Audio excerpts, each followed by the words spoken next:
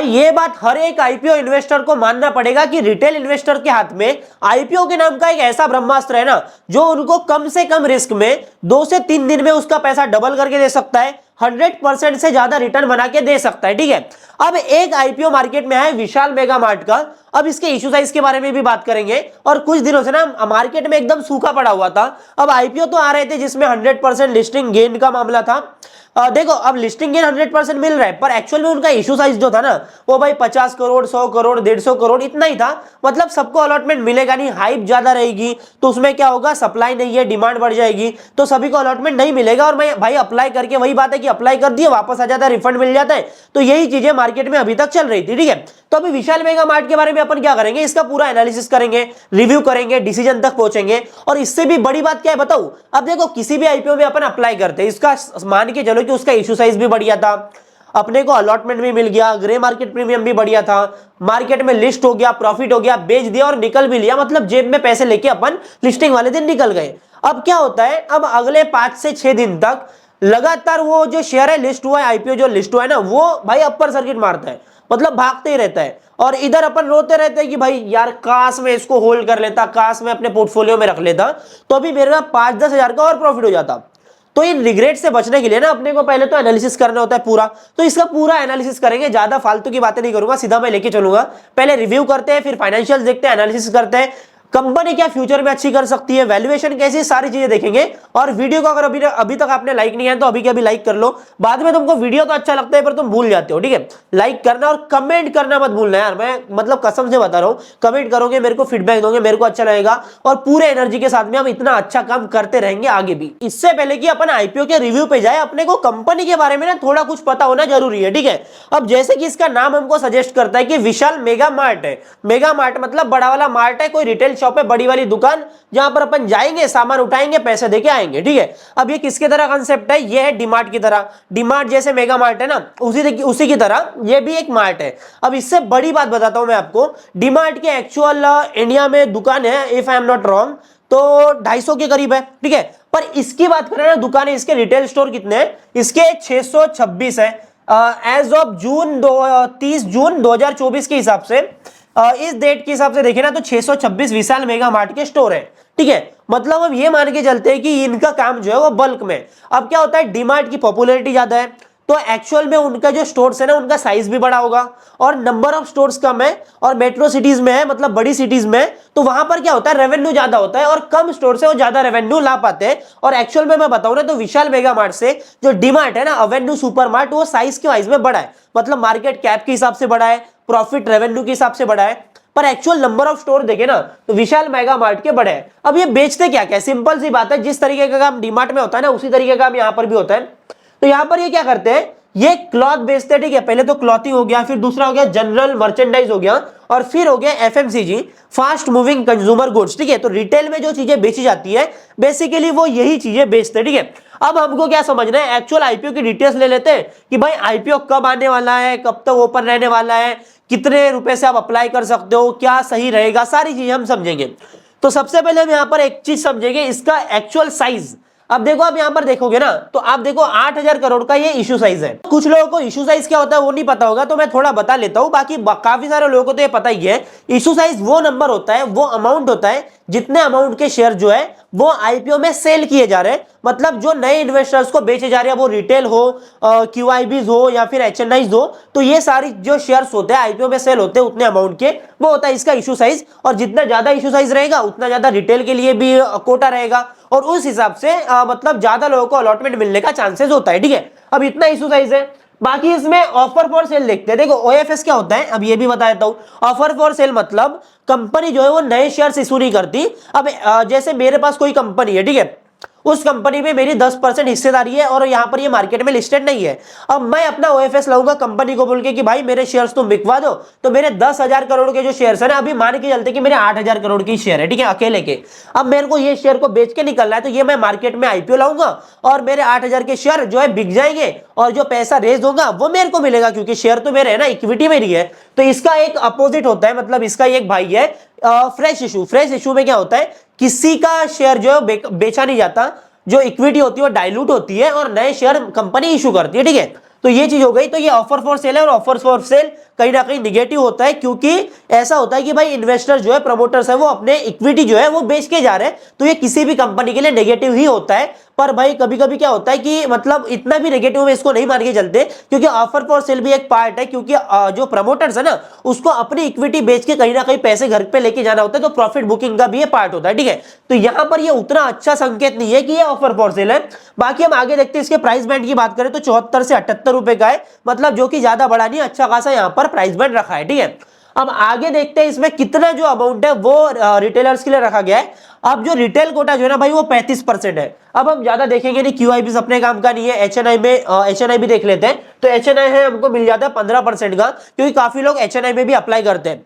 तो यहाँ पर रिटेल की बात करें तो 35% है, टोटल कितना 8000 करोड़ के आईपीओ का 35%, मतलब जो कि अच्छा खासा अमाउंट हो जाता है। अब यहाँ पर 3000 करोड़ के करीब ये लगभग अमाउंट होगा, जहां पर रिटेल अपना अप्लाई कर सकते हैं, रिटेल अपना हिस्सा आईपीओ में अप्लाई करके ले सकते हैं, ठीक है। अब आगे जाएगी, हम यहाँ पर कुछ और डिटेल देखेंगे कि एक्चुअल कितना अप्लाई हम करेंगे।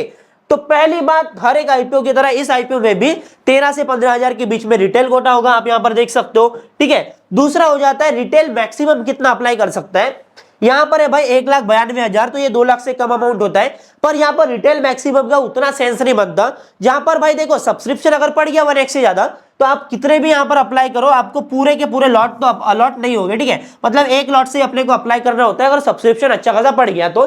पर एज अ रिटेल इन्वेस्टर तुम यहां पर 1,92,000 तक अप्लाई कर सकते हो। अब एचएनआई मिनिमम कितना है, 2,07,000। अब ये वाली जो कैटेगरी है ना भाई, इसमें बहुत ज्यादा भीड़ पड़ती है, क्योंकि किसी कंपनी का अगर ग्रे मार्केट प्रीमियम अच्छा खासा है तो लोगों को लगता है कि भाई 15,000 क्यों, मैं तो भाई 2 लाख लेके आऊंगा, 2 लाख पे प्रॉफिट बनाऊंगा, क्योंकि 15,000 पे 10% कितना होता है, 1,500 रुपए होता है।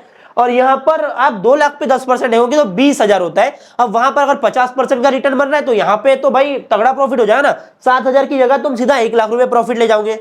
चलो ठीक है, पर आगे हम देखते हैं 10 लाख जो है ये लिमिट है भाई एचएनआई के लिए। बिग एचएनआई आप यहाँ पर अप्लाई कर सकते हो 10 लाख रुपए तक, ठीक है। अगर हम आईपीओ में अप्लाई करने का सोचते हैं तो हमको किन डेट्स का ध्यान रखना पड़ेगा और किस डेट पे हमको क्या क्या मिलेगी आईपीओ की तरफ से जो चीजें हैं वो हम समझते हैं, ठीक है। अब 10 तारीख से 13 तारीख तक, 10 से 13 दिसंबर तक आईपीओ रहेगा ओपन, मतलब इन 4 दिन में 11, 12, 13 सॉरी 3 दिन में आप यहां पर आईपीओ में अप्लाई कर सकते हो और उसके बाद में आईपीओ क्लोज हो जाएगा, ठीक है। अब 16 दिसंबर को क्या होता है, अलॉटमेंट का बेसिस पता चलेगा।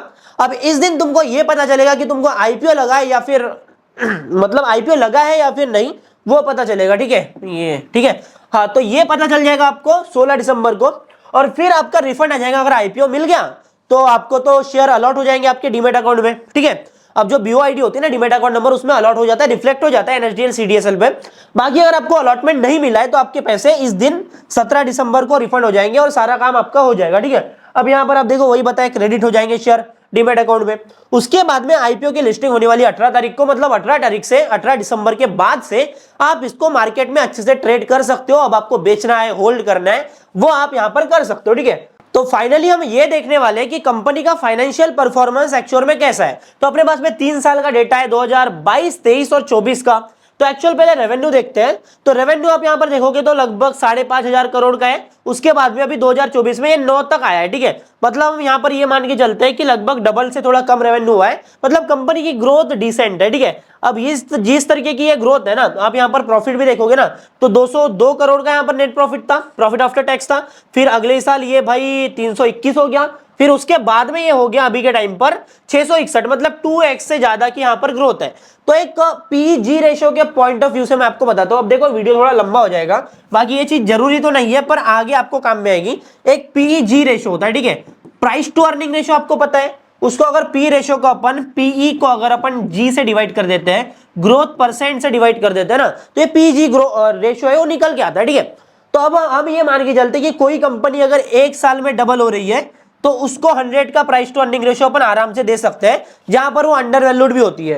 अगर कंपनी 2 साल में डबल होती है तो हम उसको 50 का पी रेशियो देते हैं। अब ये ग्रोथ मतलब इस तरीके से होता है कि एक्चुअल में इंडस्ट्री भी ग्रो कर रही है, फिर कंपनी खुद अपना मार्केट शेयर अगर ले रही है, तो इस हिसाब से हम उसको प्राइस टू अर्निंग रेशियो दे सकते हैं। तो इसका प्राइस टू अर्निंग रेशियो लगभग 50 या फिर 50 से थोड़ा ऊपर होना चाहिए, क्योंकि डबल से ज्यादा प्रॉफिट हो रहा है, ठीक है। एसेट्स की बात करें तो जिस तरीके से डीमार्ट यहाँ पर अपन खुद के जो स्टोर्स है वो ओन करता है, जमीन भी खुद की, मतलब बिल्डिंग भी खुद की, तो इनका ऐसा नहीं है, क्योंकि एसेट से हमको समझ में आ रहा है एक्चुअल रेवेन्यू तो इनका बड़ा है, पर भाई इनका एसेट जो है वो बड़े नहीं है, एसेट सेम ही है, क्योंकि ये वही काम करते हैं यार कि किराए पे अपन ने बिल्डिंग ले ली, अपन की रेंट भर रहे हैं और भाई अपन स्टोर्स अपने नंबर ऑफ स्टोर्स बढ़ा रहे हैं, ठीक है। तो डीमार्ट से थोड़ा इनका अलग काम है, तो इनका खुद का एसेट उतना नहीं होता है, इसीलिए भले डीमार्ट में अगर उतनी ज्यादा ग्रोथ नहीं है ना, फिर भी उसको प्राइस टू अर्निंग रेशियो 100 का मिलता है। तो सिर्फ हम प्रॉफिट की बात नहीं करते, बाकी सारे फैक्टर्स भी उसमें इन्वॉल्व होते हैं, कंपनी के ऊपर डेट कितना, ये सारी चीजें। तो ये फंडामेंटल और टेक्निकल एनालिसिस का पार्ट है, इसको हम आगे समझेंगे। तो अभी ये समझ के चलो कि फाइनेंशियली कंपनी अच्छी दिखाई दे रही है। अब एक्चुअल कंपनी के मार्केट कैपिटलाइजेशन की बात करें तो 35,000 करोड़ का है, मतलब ज्यादा बड़ा नहीं है, ठीक है।